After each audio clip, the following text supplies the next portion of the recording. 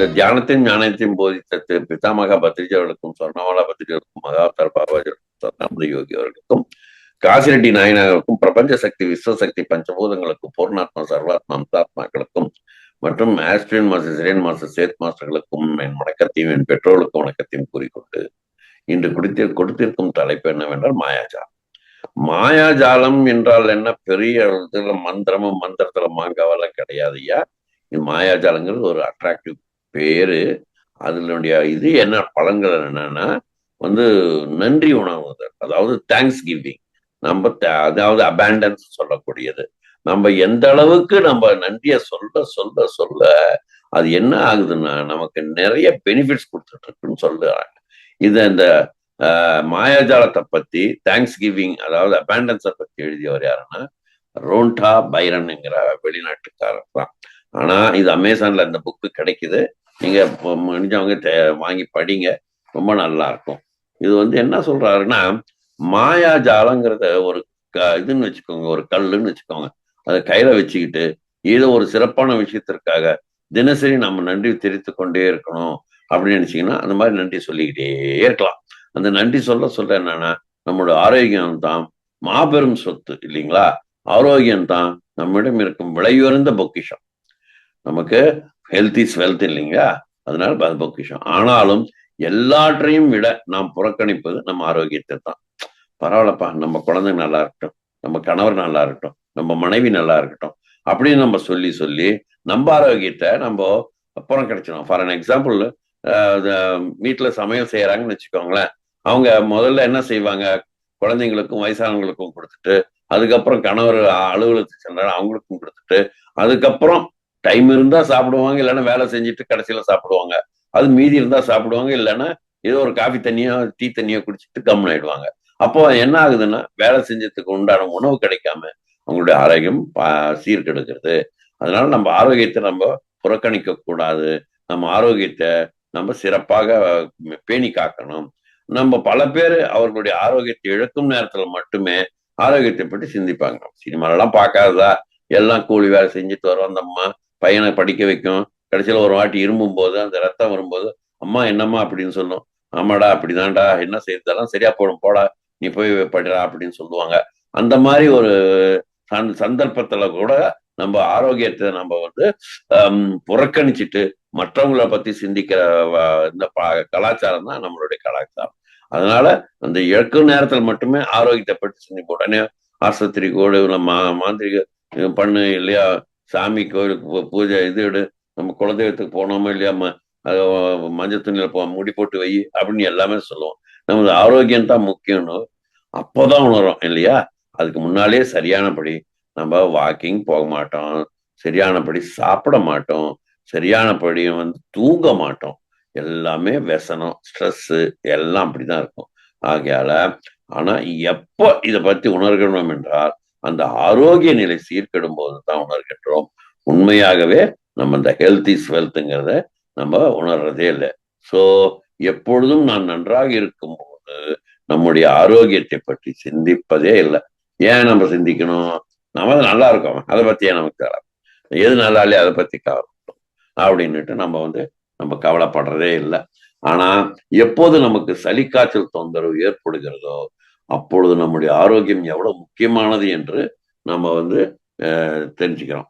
அப்போ சின்ன சமாச்சாரத்துக்கு நம்ம ஆரோக்கியத்தை பத்தி எப்போ உணர்றோம்னா நமக்கு ஒரு தொந்தரவு வரும்போது. சில பேர் சொல்லுவாங்க, அவனுக்கு வந்தாதான்டா அது சளி காய்ச்சல், உங்களுக்கு என்னடா தெரியும் அப்படின்னுவாங்க. கஷ்டங்கள் எப்படி வருதுன்னா நமக்குன்னு வரும்போதுதான் அது கஷ்டம் என்னன்னு தெரியும். சளியும் காய்ச்சலும் தொந்தரவு எல்லாம் எப்போ வருது? அப்பதான் ஆடா கிடைக்குதப்பா, தலை வலிக்குதப்பா, இங்க வலிக்குது அங்க வலிக்குது, யாராவது கொஞ்சம் நமக்கு மசாஜ் பண்ண மாட்டாங்களா, தைலம் தேய்ச்சி விட மாட்டாங்களா அப்படின்னு போது அப்பதான் நம்ம விடுறோம். நலமில்லாமல் இருக்கும் போது தான் நம்ம எண்ணங்கள் எல்லாமே நம்ம நல்லபடியா ஆரோக்கியமாக இருக்க வேணுங்கிற எண்ணம் வரும். அப்பதான் நம்ம எல்லாம் ஆரோக்கியமா எப்படி இருக்குதுன்ற யோசனை எல்லாம் பண்ணி அதுக்கு தகுந்த மாதிரி ஆரோக்கியத்தை நோக்கி நம்மளுடைய எண்ணங்கள் போகுது. அப்போ வேறு எந்த வகையான எண்ணங்களும் வர்றதில்லை நமக்கு. எத்தனை நம்ம சீரியல்லாம் பார்த்துக்கிட்டே இருப்போம். தலைவலி காய்ச்சல் அப்படின்னா சீரியலை க்ளோஸ் பண்ணிட்டு நம்ம ரெஸ்ட் எடுக்க போவோம். அந்த மாதிரி எண்ணங்கள் வராது. அப்போ நமக்கு ஆரோக்கியம் என்பது ஒரு வாழ்க்கையின் ஒரு மிகப்பெரிய பரிசு. நோபல் பரிசை விட பெரிய பரிசுன்னு சொல்றாங்க. வாழ்க்கையில ஒரு பெரிய பரிசு. தொடர்ந்து ஒவ்வொரு நாளும் நாம் வந்து பெறுகின்ற அந்த விஷயம் அது. ஆகிய இந்த பரிசுங்கிறது ஆரோக்கியம் தான். ஆரோக்கியங்கிறத நம்ம தினைக்கு நம்ம அந்த இது நமக்கு கிடைச்சிக்கிட்டே இருக்கணும். அப்பதான் நம்ம ஆரோக்கியமா இருக்கும்போது தான் சந்தோஷம் கிடைக்கும். சந்தோஷம் இருந்தால் தான் மிக்க பல விஷயங்களை நம்ம கான்சென்ட்ரேட் பண்ண முடியும் இல்லைங்களா? நம்ம உடம்பு சரியில்லாம போய் ஆபீஸ்ல உட்கார்ந்து எந்த ஃபைலை பார்த்தாலும் கையெழுத்து போட வருமா? வராது. எந்த கஸ்டமர்டையாவது வாங்க சார் உட்காருங்க சார் உங்களுக்கு என்ன செய்யணும்னு சொல்ல தோணுமா? தோணாது. அப்பா இவர் வராம இருந்தாலும் பரவாயில்ல, நம்மள தொந்தரவு பண்ணாம இருந்தாலும் பரவாயில்ல, அப்படிதான் நம்ம நெகட்டிவா தான் நினைக்க தோணும். ஆகையால ஆரோக்கியங்கிறது ரொம்ப ரொம்ப முக்கியமான பரிசுன்னு சொல்றோம்.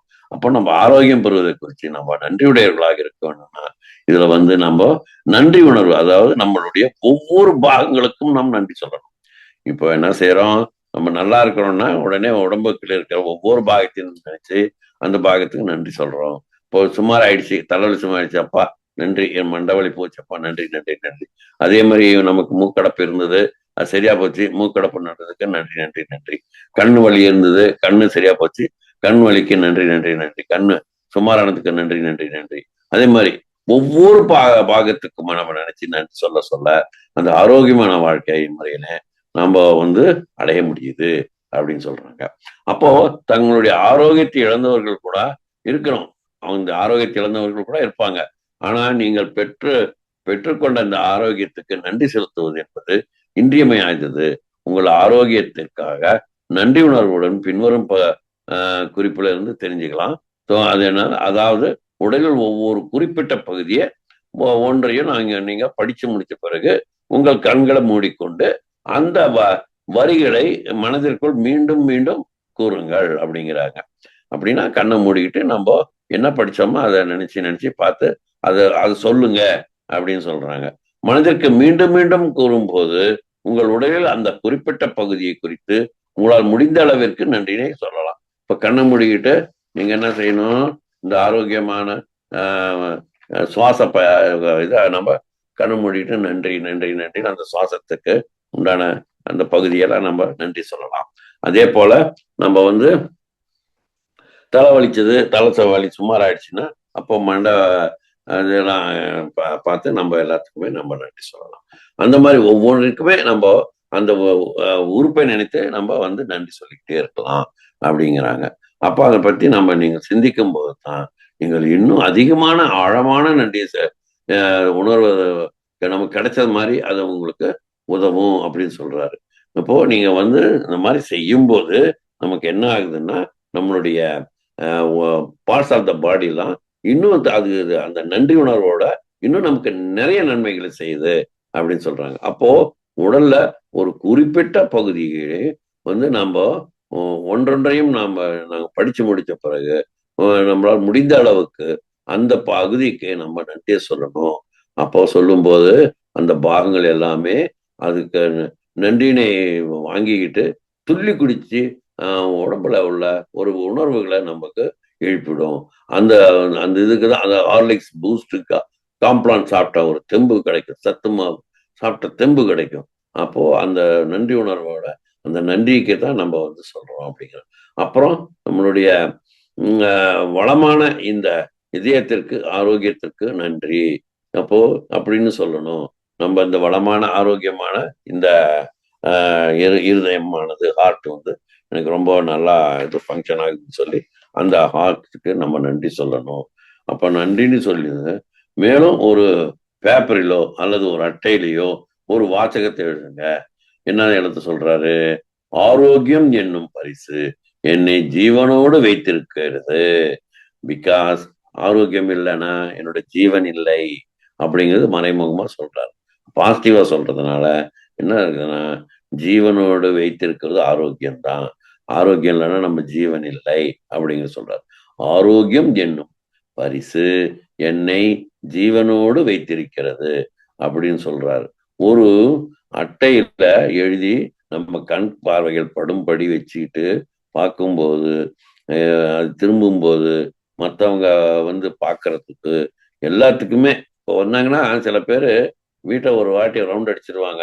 ஒரு பெயிண்ட் அடிச்சிருக்கானா, இல்லை எங்கேயாவது டேமேஜ் இருக்குதா, இல்ல ஒரு நல்லா வீடெல்லாம் சுத்தமா வச்சிருக்கிறாரா அப்படிங்கிறத வந்து சில பேர் நிறைய பேர் பார்க்கறது உண்டு. அதே போல சில சில வாசகங்கள்லாம் நம்ம எழுதி வச்சிருப்போம்.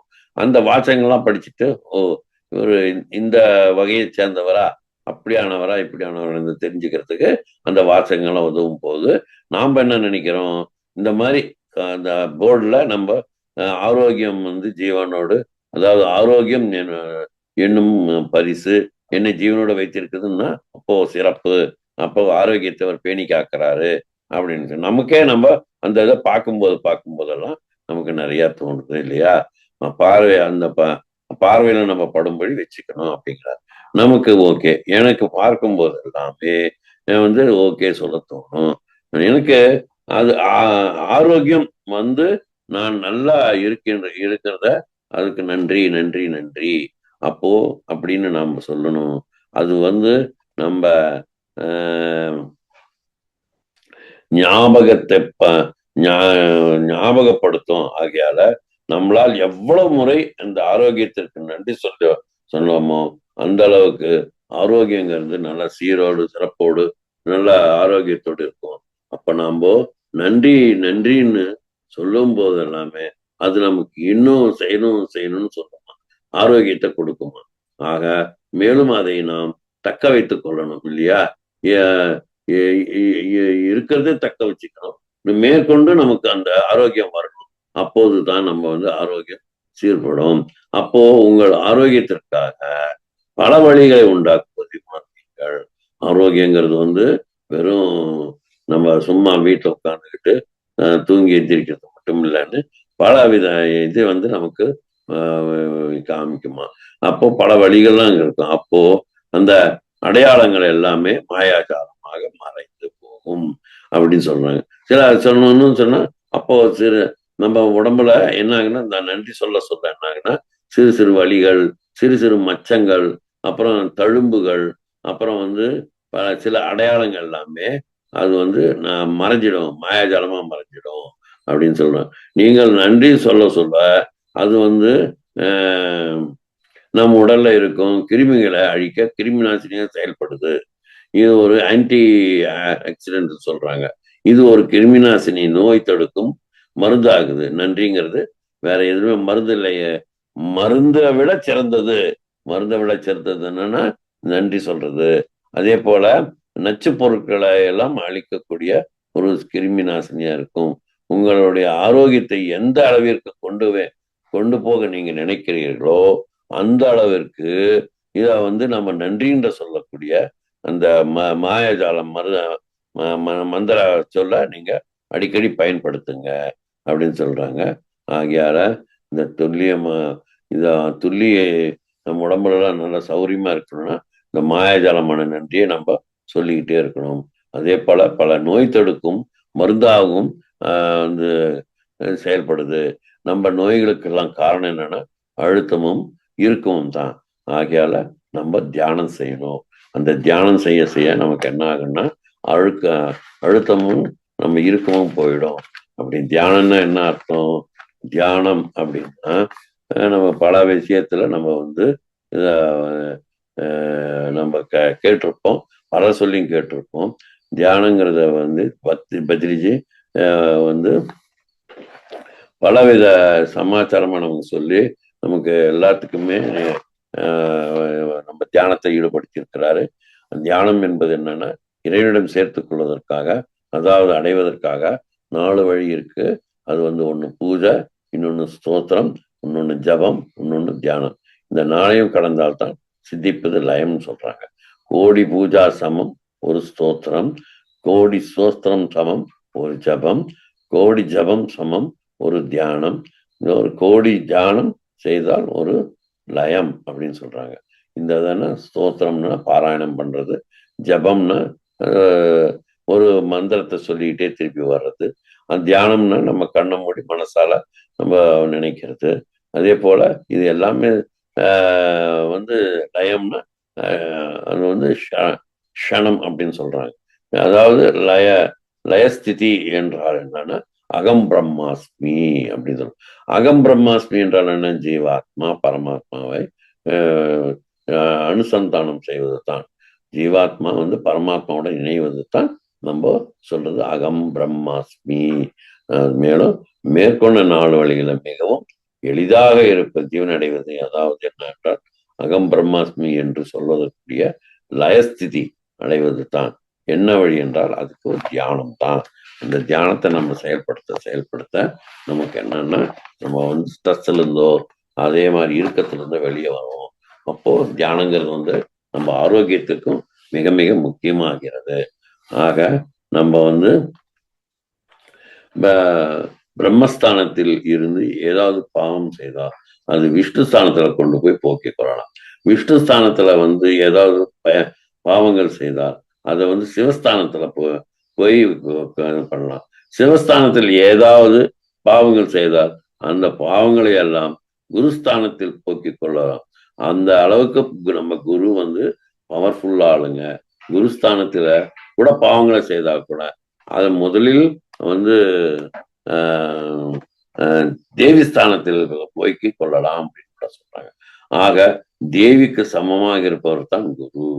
அப்போ குருக்கு இத்தனை இருக்கும்போது நம்ம வந்து அந்த குருக்கு செய்ய வேண்டிய எல்லா வேலையும் செய்யணும்.